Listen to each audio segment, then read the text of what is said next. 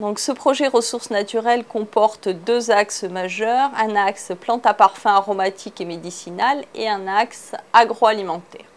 Donc, dans l'axe plantes à parfum aromatiques et médicinales, nous nous intéressons aux huiles essentielles et aux extraits de plantes endémiques de Corse. Donc, les deux équipes de chimie qui sont une à Corté et l'autre à Vignoles travaillent sur la composition chimique de ces huiles essentielles.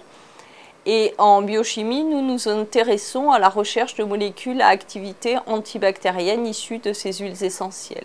Donc il faut savoir à l'heure actuelle qu'il y a un grave problème de santé publique puisqu'aucune molécule antibiotique n'a été mise sur le marché depuis 20 ans.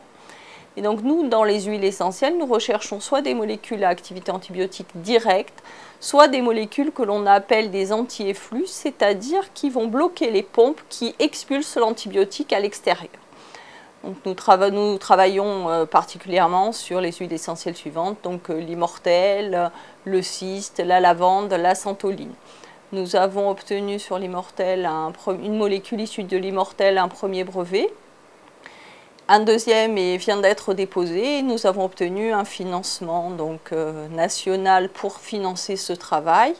Et nous venons de signer, concernant la biochimie et la chimie, une convention de partenariat avec l'INSERM sur cette thématique.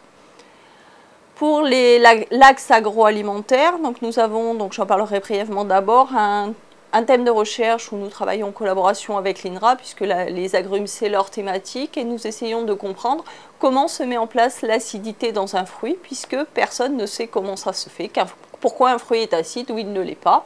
Donc à l'INRA, ils ont des mutants qui sont des mutants doux et des mutants acides qui sont, on ne sait pas qui est le mutant, là, on ne sait pas, puisqu'ils ont des arbres, donc il y a des doux et des acides, et en comparant, on essaye de savoir comment se met en place cette acidité, et on s'intéresse aussi aux contraintes environnementales, avec l'influence de l'environnement sur la qualité des fruits.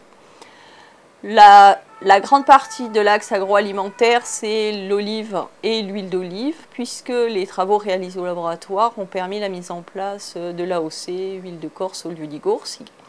Et à l'heure actuelle, nous sommes impliqués dans un projet européen où nous avons purifié, exprimé les enzymes impliquées dans la production de l'arôme de l'huile d'olive.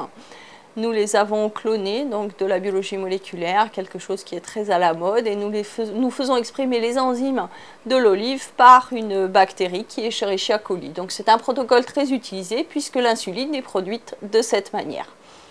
Et donc ensuite, ces enzymes permettront de travailler sur différentes molécules et produire des produits qui sont des molécules odorantes à très forte valeur ajoutée, puisque ces molécules, à l'heure actuelle, coûtent plus de 3 000 € le kilo et sont très difficiles à obtenir, soit directement à partir du végétal, soit par voie chimique. Et si on les obtient par voie chimique, on n'aura pas de label naturel. Dans ce projet, tout ce travail se concrétise par de nombreuses publications.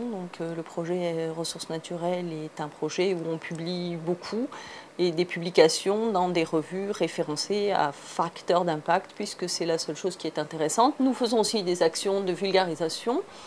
Et nous avons même fait un livre sur la thématique huile d'olive, où on a regroupé des équipes qui travaillaient sur l'olive dans différents pays européens.